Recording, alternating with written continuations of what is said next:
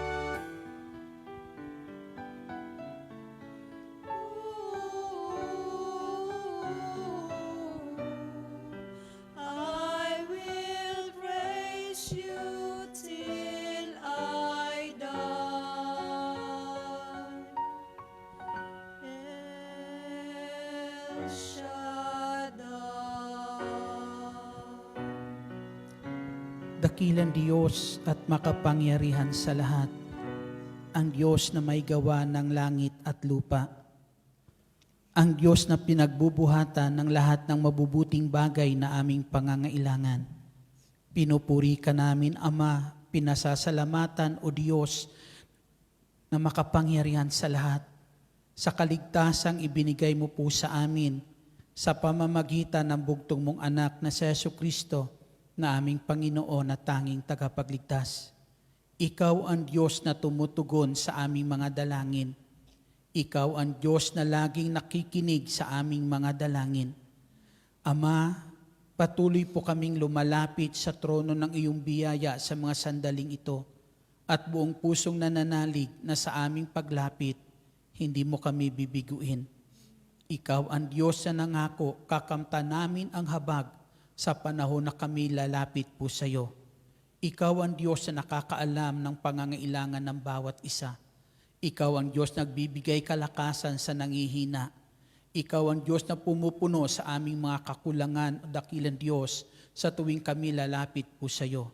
Buong puso po kaming nananalig at nananampalataya na sa mga sandaling ito, Ama, naririto ka sa aming kalagitnaan, ayon sa iyong pangako na saan man may 2 o 3 nagkatipon sa iyong pangalan, ay naruroon ka sa aming kalagitnaan.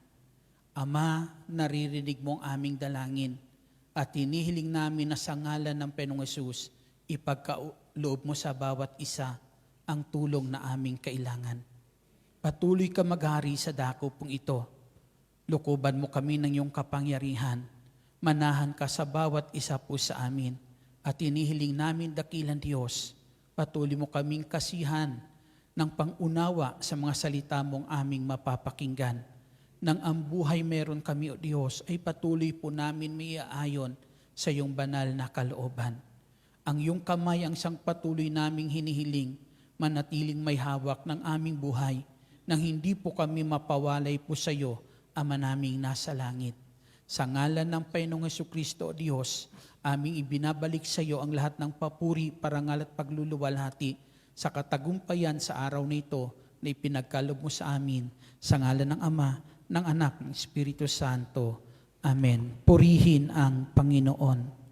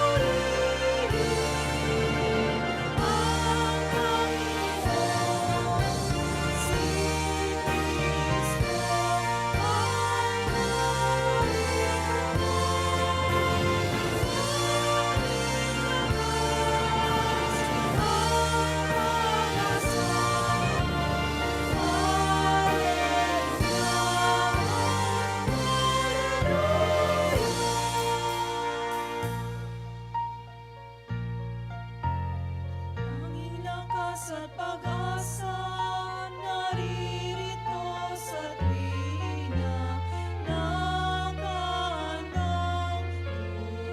tulungan ka.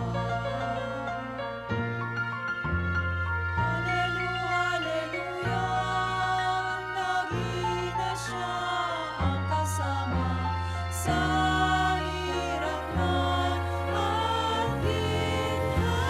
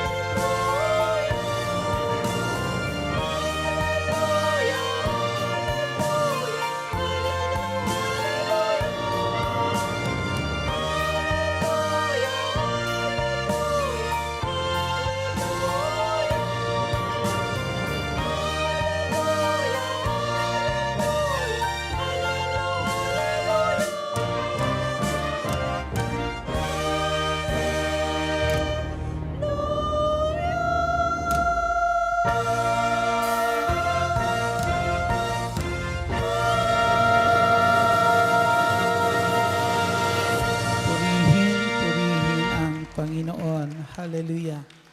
At ang salita ng Diyos ay ating hanguin mula po sa pangalawang sulat ni San Pablo sa Aklat ng Korinto, Kabanata po ay 6, simula talatang 1 hanggang talata ay 2. Yamang kami mga katulong sa gawain ng Diyos, ipinamamanhik namin sa inyo na huwag ninyong sayangin ang pagkakataong ibinibigay sa atin ng Diyos. Sapagkat sinabi niya, sa kaukulang panahon ay pinakinggan kita. Sa araw ng pagliligtas, sinakluluhan kita. Tingnan ninyo, ngayon na ang panahon nararapat. Ngayon ang araw ng pagliligtas. Ito ang salita ng Diyos. Purihin natin ang ating Panginoong Jesucristo sa pagkabasa ng Kanyang salita. Sa salita ng Diyos na patuloy nagbibigay sa atin ng liwanag. Amen. Tanglaw ng ating buhay upang patuloy po na ang bawat isa sa atin ay huwag mapahiwalay sa ating Panginoon. Amen. Handa na ba kayong makinig? Amen. Sige, lahat ng handa po ay pwede nang maupo. Muli, isang mapagpala at magandang hapon po sa inyong lahat. Maginaw ba? Ayan. Masarap dito sa loob, di po ba? Maginaw dito sa loob. Ayan. At hayaan po natin na sa hapon po nito ay patuloy po natin mapagnilayan, mapag-usapan po ang salita po ng Diyos at patuloy ito magdala sa atin ng patuloy ng ikatatag ng ating pananampalataya sa ating Panginoong Jesucristo at patuloy ito magbunga po sa atin ng mabubuting gawa upang patuloy na sa buhay po natin ay mabigyan natin kaluwalhatian ang ating Panginoong Jesucristo. Si San Pablo po ay nangungusap po dito sa sulat niya sa mga taga-Korinto na bilang sila yung mga lingkod ng Diyos, sabi po dito po, pinapaalala po ni Pablo na mamanhik po siya, nakikiusap siya sa mga mananampalataya doon sa lugar ng Korinto na kung saan po ay huwag natin sayangin. Huwag nilang sayangin ang mga pagkakataong ibinibigay ng Diyos. Amen? Pagkakataon na ibinibigay sa atin ng Diyos. Ganon kabuti ang ating Diyos. Amen? Ang sino man sa atin ay hindi nais ng Diyos mapahamak, bagkus nais ng Diyos lahat tayo'y kamtan natin ang kaligtasan, lahat po tayo ay mapabuti. Amen? Hindi tayo mapahamak. Kaya sabi po dyan, ang Diyos laging nagbibigay ng pagkakataon. Amen? Nang sa ganon, walang sino man sa atin ay humantong ang buhay sa tiyak na kapahamakan. Amen. Kaya ang sabi po dyan ng ating Panginoong Jesucristo, sinasabi po dyan ni Pablo, mga kapatid, sapagkat sinasabi niya, sa kaukulang panahon ay pinakinggan kita. Sa kaukulang panahon ay pinakinggan kita. Sa araw ng pagliligtas, sinakluluhan kita. Amen.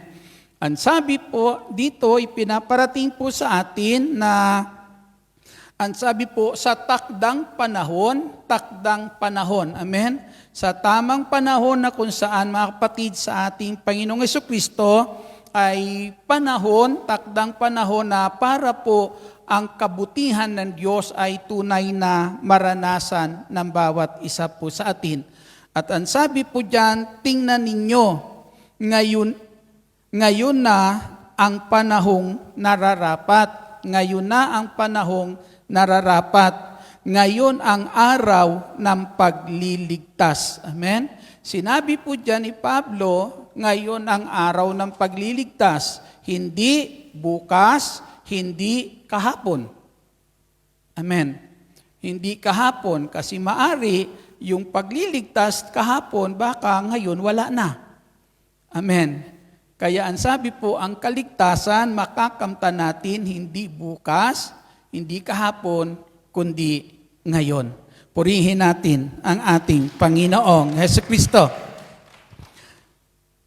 Pag sinabi po na dumarating, ang sabi po sa takdang panahon, sa kaukulang panahon.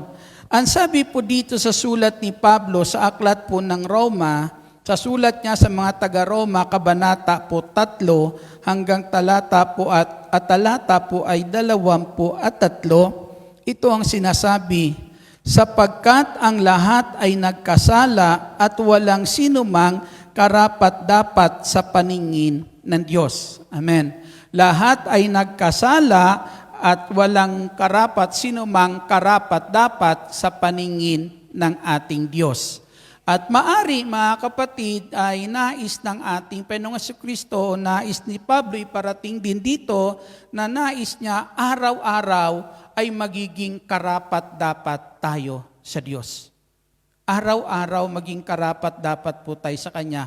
At para tayo magiging karapat-dapat po, ang sabi nga po dyan, lahat ay nagkasala at walang nagiging karapat-dapat sa paningin ng ating Diyos.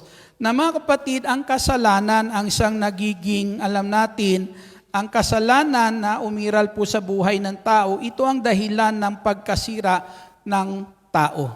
Amen? Ito ang nagiging dahilan ng pagkasira po ng tao, yung kasalanan na yan, sapagkat nawala sa tao ang lahat ng makabubuti sa kanya. Amen? Dahil sa kasalanan, yung lahat na makabubuti sa tao na inilaan ng Diyos para po sa tao, sa ikabubuti ng tao, lahat po yun ay nawala po sa tao. Ano ang natira sa tao? Ang natira sa tao, lahat ng makakasira sa kanya. Amen? Dahil nawala na sa kanya lahat ng makakabuti po, at saan napunta po lahat ng makakabuti sa tao? Napunta po yan sa kamay ni Satanas. Amen. Dahil yan ay napunta po sa kamay ni Satanas, napalitan ang lahat ng makakabuti sa buhay ng tao ng lahat ng makakasira sa kanyang buhay. Kaya ang buhay ng tao patungo sa tiyak na kapahamakan. Ang buhay ng tao ay hindi patungo sa magandang kinabukasan niya, kundi patungo po sa tiyak na kaparusahan. Amen. Subalit ipinaparting sa atin ni Pablo sa kanyang sulat sa Aklat ng Korinto, mayroong Diyos. Amen? Mayroong Diyos na kung saan handang tumulong, mayroong Diyos na mabuti, na ang sabi po dyan mga kapatid, ay sa kaukulang panahon, yung Diyos na ito ay kikilos para po na matulungan ang taong makasalanan sa kanyang kalalagayan para ang taong makasalanan ay hindi mapahamak sa kanyang pagkakasala. Amen. Na nagawa, kundi mailigtas po sapagkat yan din naman ang pangako ng Panginoong Jesucristo na ang sabi niya sa Ebanghelyo ni San Juan, Kabanata 3, talata 17, na parito ako sa sanlibutan hindi para hatulan. Amen?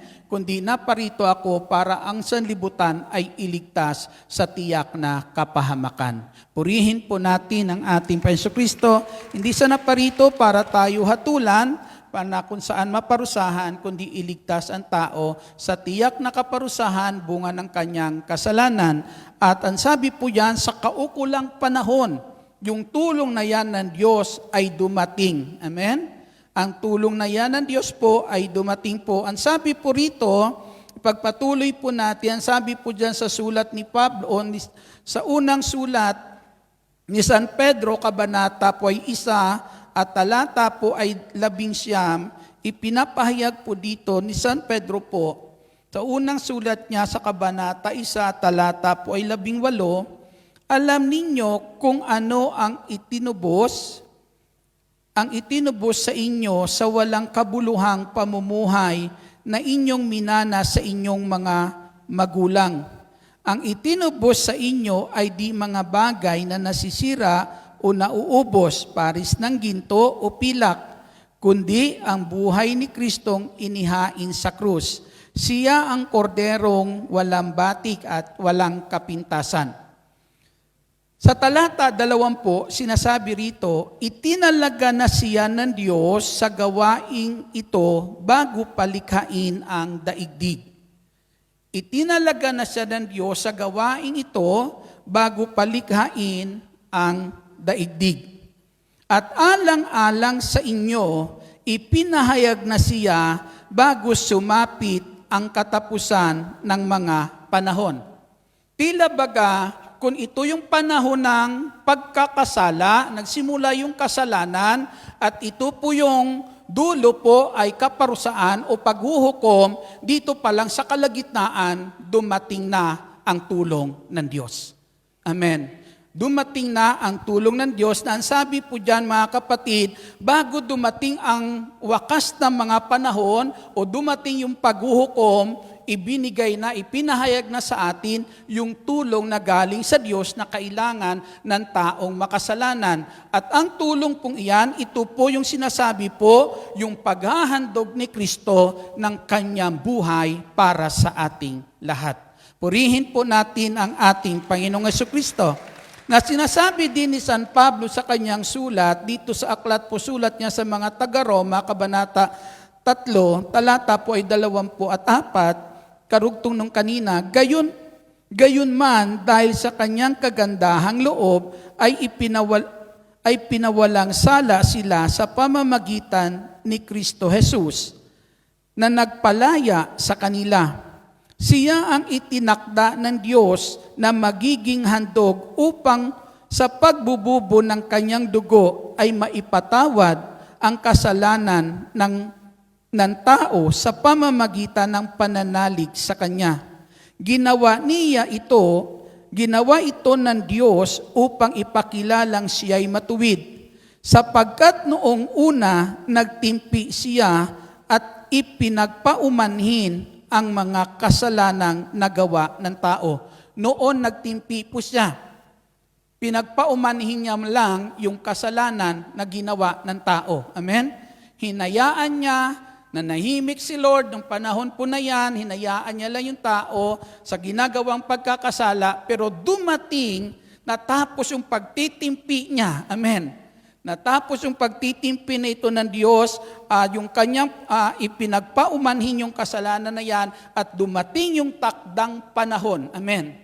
Yung takdang panahon na kung saan ang Diyos ay kumilos, at ang pagkilos ito ng Diyos, ang sabi po rito, ay sa pamamagitan, ipinahayag niya sa pamamagitan ng ating Panginoong Hesukristo. Pag-aalay ni Kristo ng kanyang buhay. Purihin natin ang ating Panginoong Hesukristo.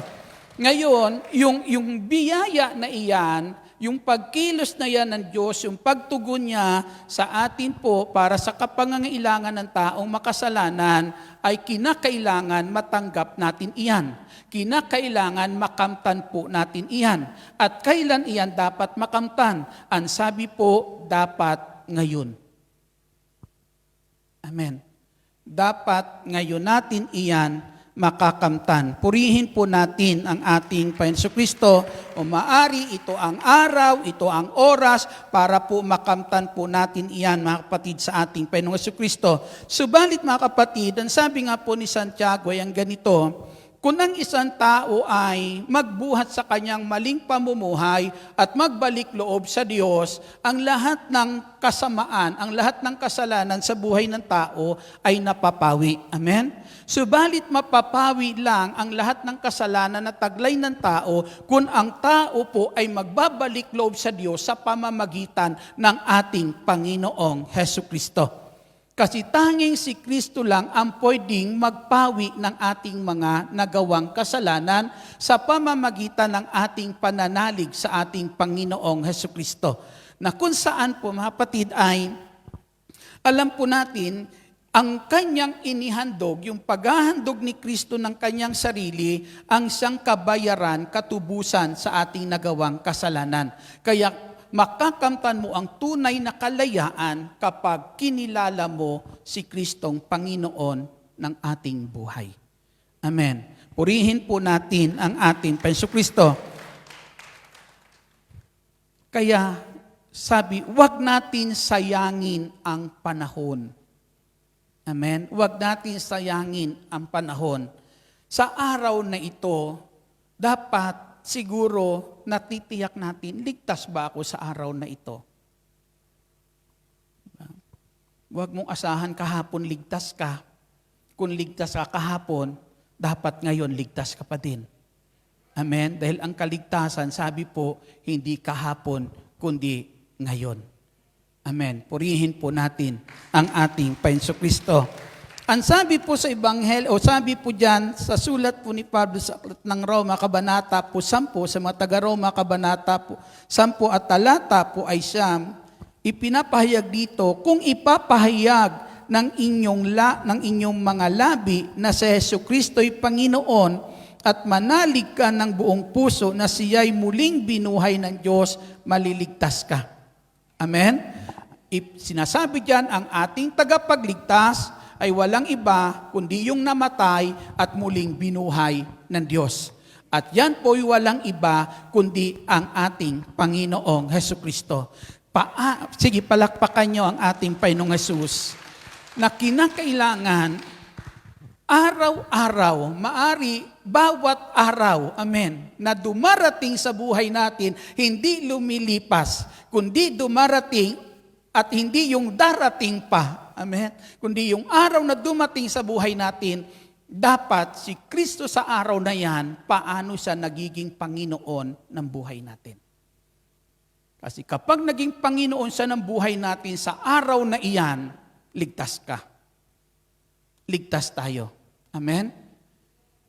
At mangyayari lamang na siya'y magiging Panginoon ng buhay natin kung sa araw na yan, ang ginagawa natin ay ang kanyang kalooban. Amen. Palakpakan natin ang ating Panginoong Hesus. Hallelujah. Sa sulat po sa Aklat ng Mga Gawa, kabanata po ay 26, talata po ay 11. Dahil po rito, si Haring Agripa,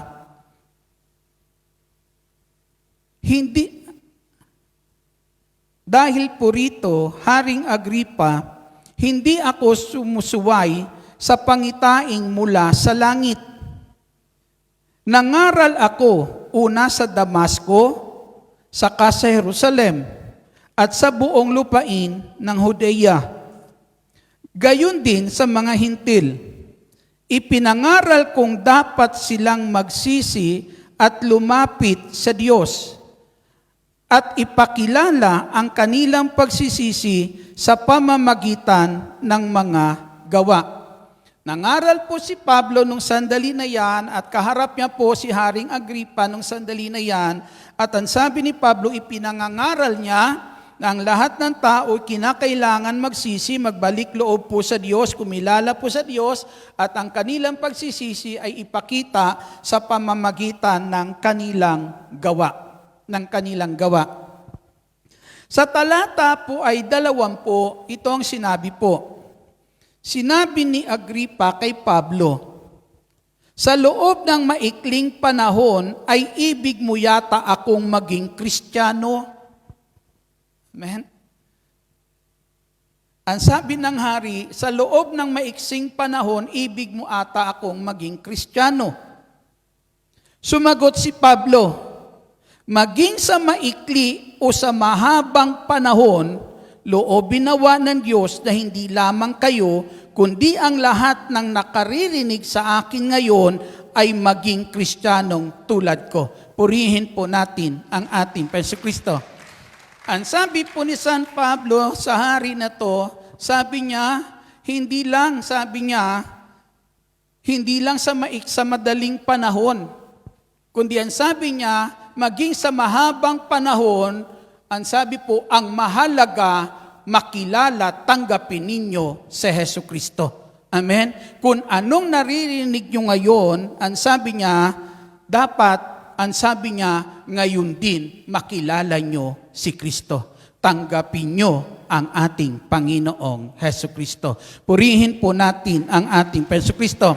Pag sinabi ni Pablo yung salita sa maiksi o sa mahabang panahon, parang sinasabi po dito ni Pablo sa mga tao na yan, habang binibigyan pa kayo ng Diyos ng pagkakataon na makilala, tanggapin si Hesus Kristo na kanyang bugtong na anak na ibinigay para sa ating kaligtasan, sabi ni Pablo, huwag sana masayang ang mga panahong iyan.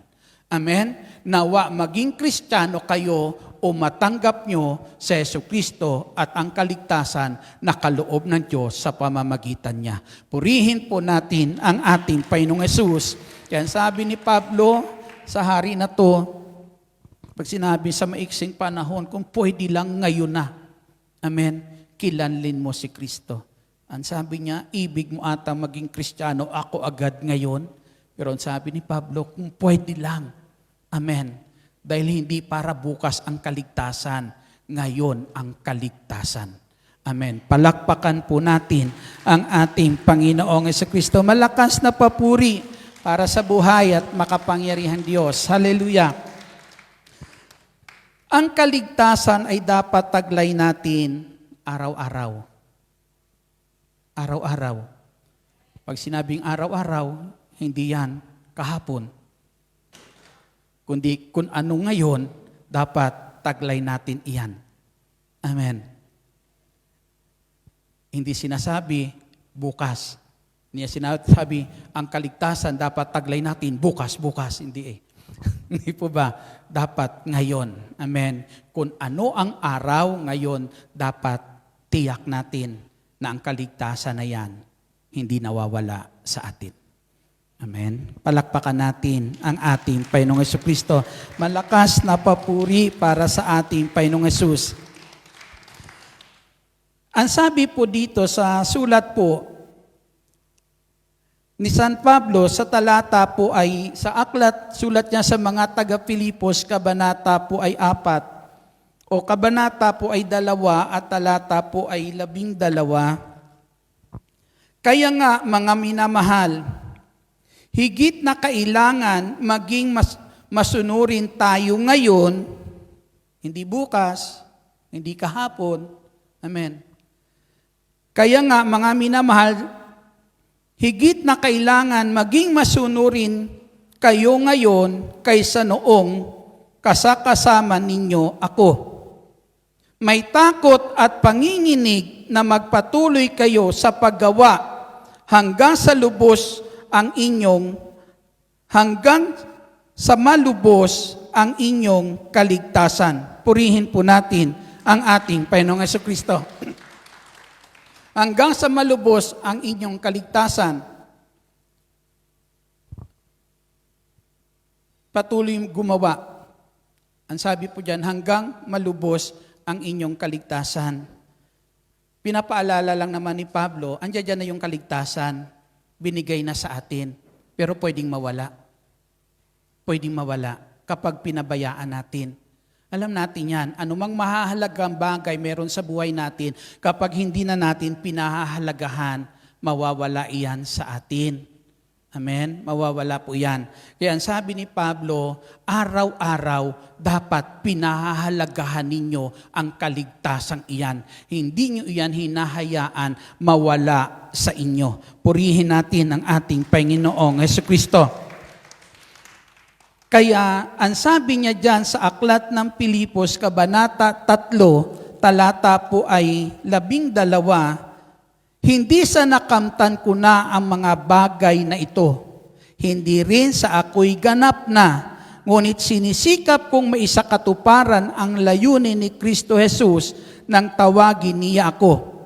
Mga kapatid, hindi ko ipinapalagay na natupad ko na ang mga bagay na ito. Ang ginagawa ko ngayon, nililimot ang nakaraan at sinisikap na makamtan ang sa hinaharap. Purihin po natin ang ating Panginoong Jesucristo. Amen? Kung ano yung kahapon, ang sabi niya, kinakalimutan ko na yung kahapon at kung anong pwedeng harapin ko ngayon, para yung kaligtasan na yan ay huwag mawala sa akin, kung ano yung dapat kong gawin sa araw na ito para maingatan yung kaligtasan na yan na huwag mawala sa akin, ang sabi ni Pablo, yan ang kanyang pinahahalagahan yan sa araw na iyan. Amen. Palakpakan natin ang ating Panginoong Jesucristo. Hallelujah. Sa aklat po, sa sulat po, ang sabi po, hindi natin alam kung kailan darating ang ating Panginoong Jesucristo. Hindi natin alam ang araw at oras ng kanyang pagdating. Pero kung hindi mo alam ang oras ng kanyang pagdating, pero kung araw-araw, alam mo kung paano mo inilalagay ang iyong sarili sa pagliligtas ni Kristo, anumang oras man siya dumating, ligtas ka. Amen. Ligtas ang bawat isa po sa atin. Hindi natin alam iyan. Pero ang sabi po mga kapatid, ang pagdating ng Panginoon ay parang pagdating ng magnanakaw. Amen? Nakakita na ba kayo ng magnanakaw? Hindi ba? Ang magnanakaw, hindi naman sinasabing, hindi po ba, darating siya para magnakaw. Basta darating siya na kung saan hindi ka handa. Amen? Ang magnanakaw po, kapag dumarating ay nagmamadaling kunin yung gusto niyang kunin. At ang kukunin ng magnanakaw ay bagay na kung saan alam niyang mahalaga para sa kanya. Hindi kumukuha ang magnanakaw ng hindi ginto, Amen? Kukunin niya talaga ginto. Wala siyang pakialam kung mapigtas ang tenga mo, basta ginto yan ang nakasabit dyan. Amen? Kukunin niya po yan, mga kapatid, sa ating Panginoong Jesucristo. Na sa pagdating po ng magnanakaw na ito, mga kapatid, ay sabi nga, hindi natin alam. Hindi tayo handa sa kanyang pagdating. Wala ka ng pagkakataon na maghanda pa. Diba? Pagdating ng Panginoong Hesus, hindi mo pwedeng sabihin, Lord, saglit lang. Amen? Kung ang magnanakaw, nagmamadaling kunin yung dapat niyang kunin, sa pagdating ng Panginoong Hesus, kung sinong karapat dapat kunin, kukunin niya. Ang hindi karapat dapat, iiwan niya. Amen? Hindi siya kukuha ng hindi tunay na ginto. Kung ang magnanakaw, kilala niya ang ginto, ang Panginoong Hesus, kilala niya kung sinong tunay na Kristiyano. At pagdating niya, alam niya kung sino po iyan. Amen? Palakpakan po natin ang ating Panginoong Jesucristo. Ang Panginoon Hesus ay darating na kung saan araw at oras na hindi natin alam. Kaya ang kaligtasan, araw-araw. Amen? Ang kaligtasan. Kaya kinakailangan araw-araw ang buhay po natin, sigurado kang nakaugnay sa Kanya. Ang bawat ginagawa natin araw-araw, siguraduhin po natin may kinalaman sa kalooban niya. Amen. Kasi kapag ang ating ginagawa araw-araw maari ay hindi ayon sa kanyang kalooban, maari ikakapahamak po natin ito. Sabi po dyan sa sulat po ni Pedro, sa unang sulat, o sa pangalawang sulat ni Pedro, kabanata po ay 2 at talata po ay 20, nakaiiwas na sa kasamaan ng daigdig ang mga taong kumikilala kay Kristo na Panginoon at tagapagligtas. Nakaiwas na sa kasamaan ng daigdig ang mga taong kumilala kay Jesucristo na Panginoon at tagapagligtas.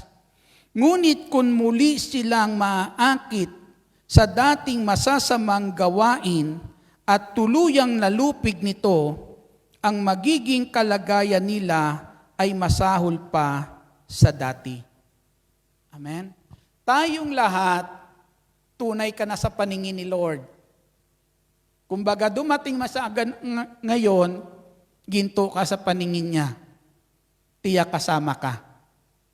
Pero ang sabi po diyan, kung tayo po ngayon ay babalik sa dating masamang gawain at tuluyang nabihag nito, nalupig po nito, ang sabi po, ang ating magiging kahihinatnan pagdating ng panahon ay masahol pa kaysa dati.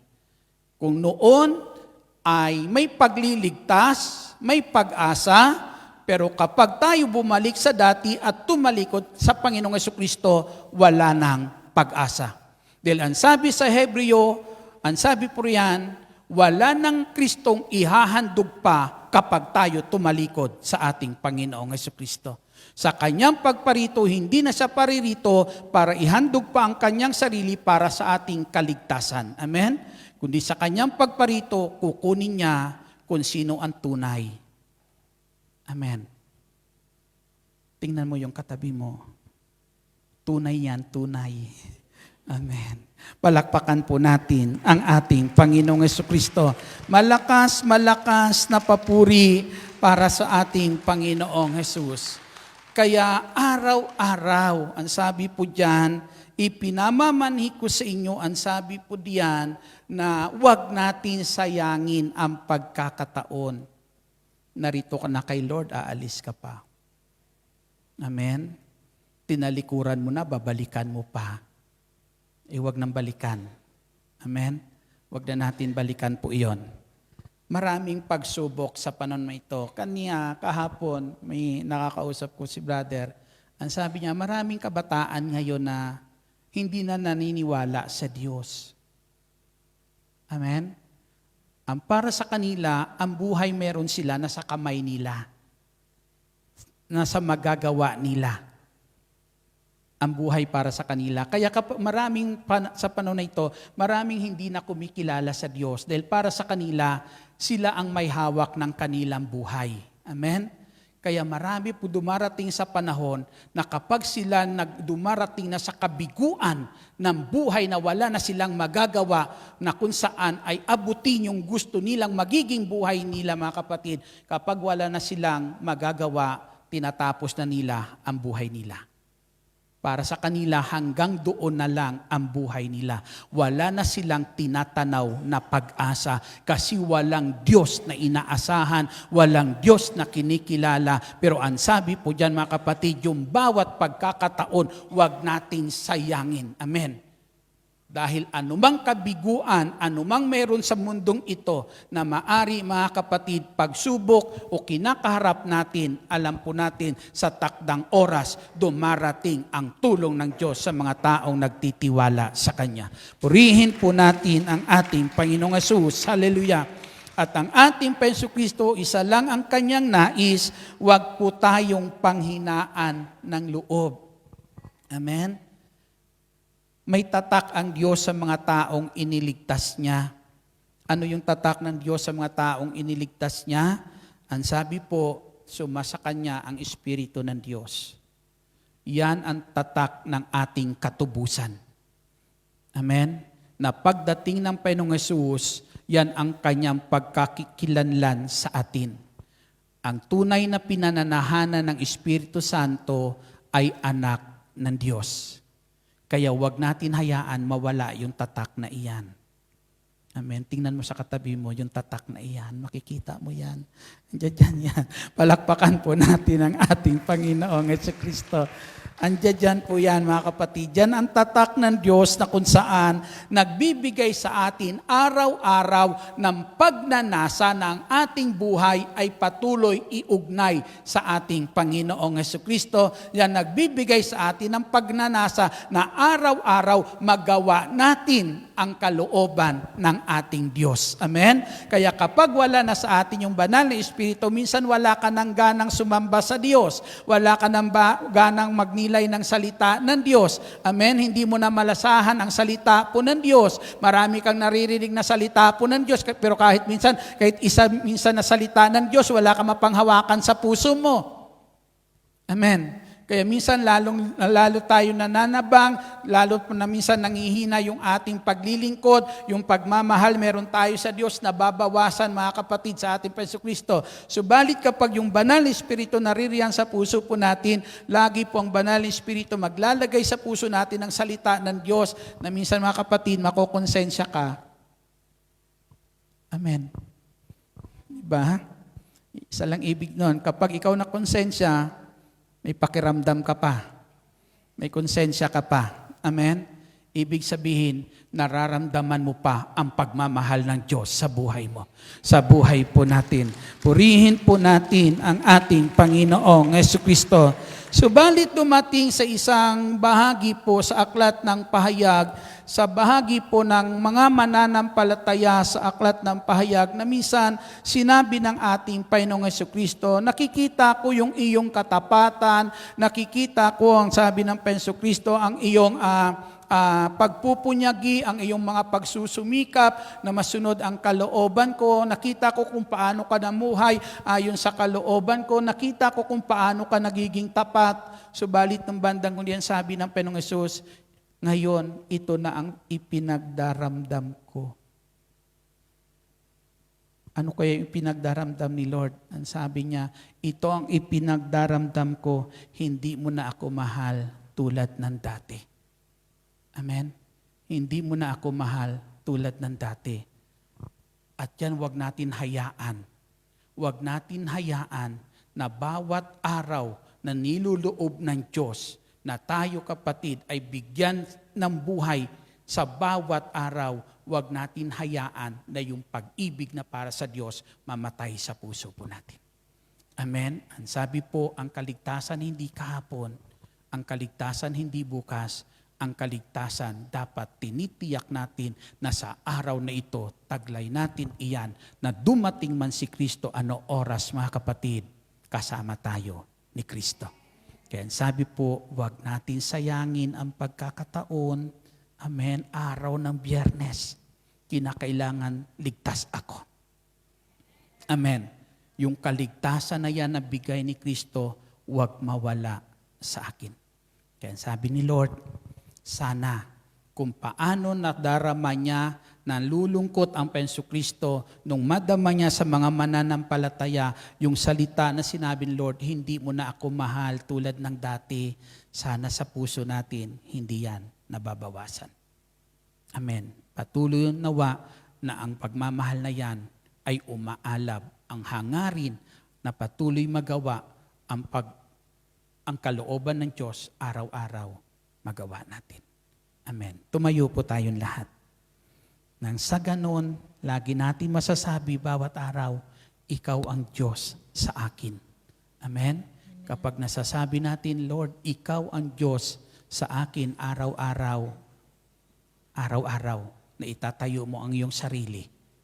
Amen. Sa kalooban ng Diyos. Na ilalagay natin ang ating sarili sa pagliligtas ng ating Panginoong Hesukristo. Yuko natin ang ating ulo, pikit natin ang ating mga mata, at patuloy niyo pong damhin ang mga ginagawa ng Diyos na kabutihan sa atin araw-araw.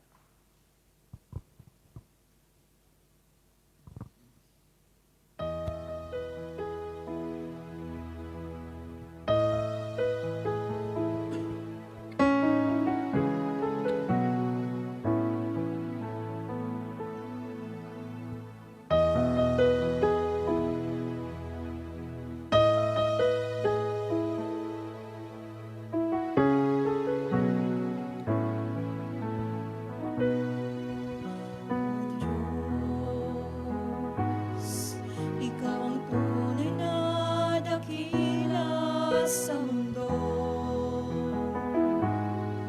Ikaw ang haring nagmahal ng tulad ko.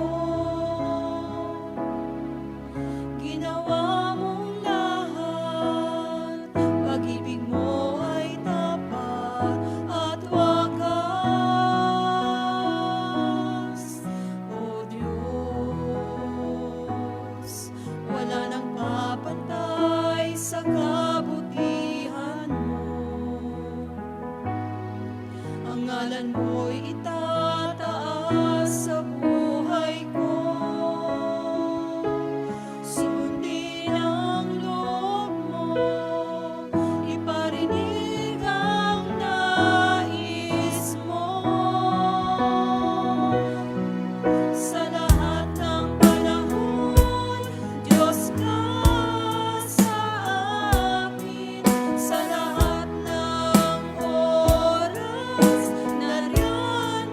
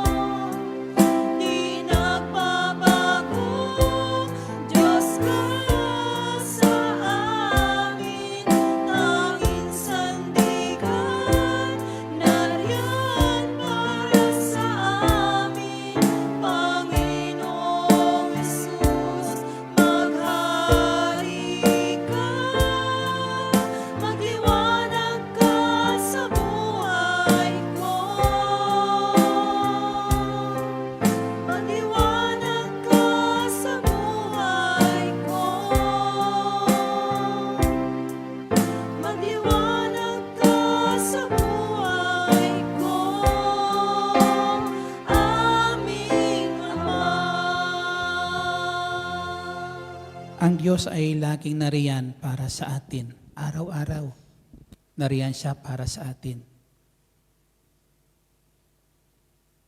Nanais ng Diyos araw-araw, manatili tayong may ugnayan sa Kanya.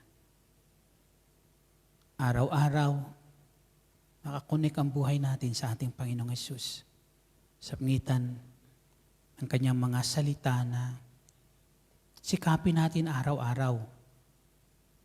Yan ang ating isagawa, masunod, may isakatuparan sa buhay po natin. Huwag natin hayaan na ang buhay po natin ay mapawalay sa Kanya sa bawat araw na ninuloob ng Diyos na ipahiram sa atin ang buhay pong iyan.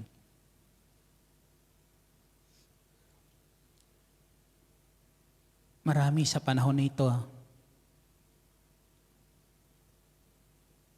iniugnay ang buhay sa mga bagay meron sa mundong ito. Inilalaan ang oras, lakas, sa mga bagay meron sa mundong ito. Subalit ang sabi ng Diyos, ang Diyos ay laging naririyan para sa atin. Dahil siya ang tunay nating kailangan. Sa Kanya tayo may kaligtasan.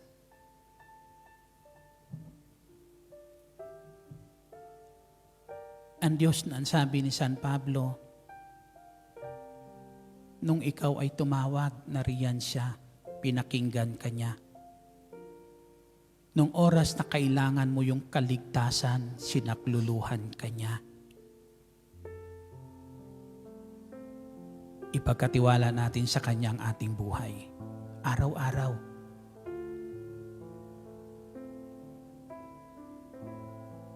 Hindi nililimot ng Diyos ang bawat ginagawa natin. Ginagantimpalaan ng Diyos. Ang bawat pagmamahal na ating ipinapadama ay pagmamahal din na sinusuklian ng Diyos araw-araw. Ama naming nasa langit, napakabuti mo. Napakabuti mo. Kung sa aming gawa lang, hindi kami mapapalapit sa iyo. Subalit dahil sa iyong kabutihan, sa iyong kagandahang loob, tumating sa takdang panahon ang tulong na nanggagaling po sa iyo. Upang ang isang katulad ko, katulad namin na makasalanan o Diyos ay makamtan ang iyong pagliligtas. Salamat sa bugtong mong anak na nagiging daan upang patuloy namin maranasan ngayon o Diyos ang biyaya ng pagliligtas niya sa buhay po namin. Salamat, Panginoong Hesus. Dahil sa buhay mong inialay, hindi lang kami naligtas. Dumadaloy pa sa amin araw-araw ang pagpapala na aming kailangan. Dumarating sa amin ang aming mga kahilingan dahil sa ginawa mong paglilinis sa aming mga kasalanan. Salamat, Panginoong Hesus. Salamat. Dalangin namin, patuloy ka maghari sa buhay po namin, na ang bawat araw na ipinagkakalob mo po sa amin ay hindi namin sayangin, kundi araw palagi, Panginoong Hesus, na kung saan ang kaligtasan na galing sa iyo ay aming kakamtan, Panginoong Hesus. Araw na kung saan, O Diyos, ay magawa namin ang nararapat upang maibalik namin sa iyo, hindi man sapat ang pasasalamat dahil sa iyong kagandahang loob sa bawat isa sa amin. Salamat, Panginoong Hesus. Salamat. Balutin mo kami ng iyong banal na dugo, Panginoong Hesus, nang hindi kami masalin ng kalaban, O Diyos, at hindi siya magtagumpay sa buhay po namin. Balutin mo kami ng banal mong dugo, Panginoong Jesucristo. Panginoong Hesus, maraming salamat. Tanglawan mo kami lagi ng iyong liwanag ng bawat araw, O Diyos, manatili kami sa iyong liwanag na makakanta namin ang kaligtasan araw-araw. Salamat, Panginoong Hesus. Taas natin ang mga bagay na nais natin taas sa ating Panginoong Hesus. Ama, narito po ang kahilingan ng bawat isa. Ikaw ang nakakaalam ng lahat pong ito. Hinihiling namin, dakilang El Shaddai, sa pangalan ng Panginoong Hesus, ipagkaloob mo ang lahat ng kahilingan. Ama, ang aming kapatid na lingkod mong choir sa araw ng Webes, dalangin namin, O Diyos, abutin mo po siya ng iyong mapagpalang kamay. Hindi ko man ama mabanggit ang pangalan, kilala mo po siya, Panginoong Hesus. At inihiling namin, ipagkalubong kalakasan at makauwi po siya sa aming bansang maayos, malusog at malakas, dakilang Diyos. Taglay ang kagalingan, Ama, sa pangalan ng aming Panginoong Kristo. Dalangin po din namin, O Diyos, sa mga sandali na ito, ang kahilingan ng bawat isa para sa kanilang mga mahal sa buhay, asawa, anak, magulang, kapatid, ipagkaloob mo, dakilang Diyos. At pagpalain mo ang mga among kanilang pinaglilingkuran. At patuloy, Ama, ng mga among iyan ay paggawin mo rin pagpapala para sa aking mga kapatid, O Diyos. Salamat, dakilang Diyos, sa iyong kapurihan, sa lahat ng katugunan na ipinagkaloob mo ngayon sa aming mga dalangin. Sa ngalan ng Ama, ng Anak, ng Espiritu Santo. Amen. Patuloy po natin, papurihan, pasalamatan natin ang Panginoong Jesucristo. Patuloy kayong samahan ng Diyos at pagpalain sa lahat ng inyong gagawin.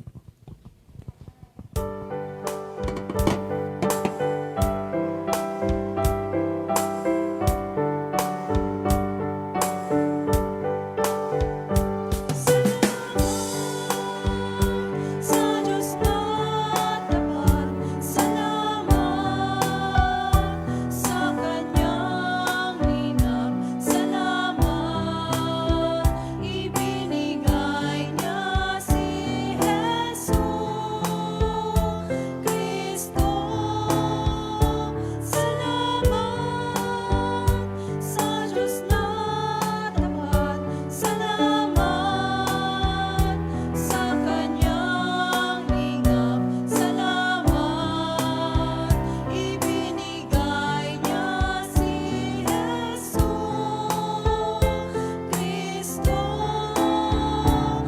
At ngayon, ang mahinay na lakas, ang luka ay mayaman nang dahil sa mga gawa ng Diyos. At ngayon, ang mahinay na lakas, ang luka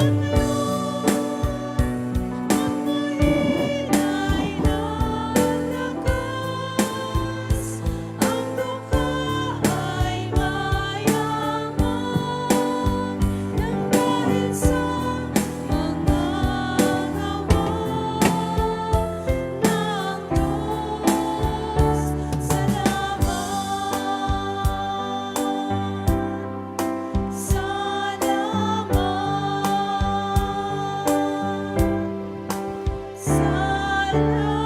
ng Diyos. Awit ng pagtitiwala sa Diyos, Salmo 91. Sa ngalan ng Ama, Anak, Espiritu Santo. Amen. Siyang naghahangad ng pagkupkop ng kataas-taasan at nanatili sa kalingan yon makapangyarihan. Makapagsasabi sa kanyang Panginoon moong katahanan, Ikaw ang aking Diyos, ang Diyos na tangi kong pinagtiwalaan. Ika'y niligtas niya sa panganib sa umang nabitag. At kahit anuman mabigat na salot, di ka magdaranas. Lulukuban niya sa lilim ng kanyang malabay na pakpak. Sa kalinga niya ay natitiyak mo na ikaw ay ligtas. Iingatan niya at ipagsasanggalan pagkat siya'y tapat.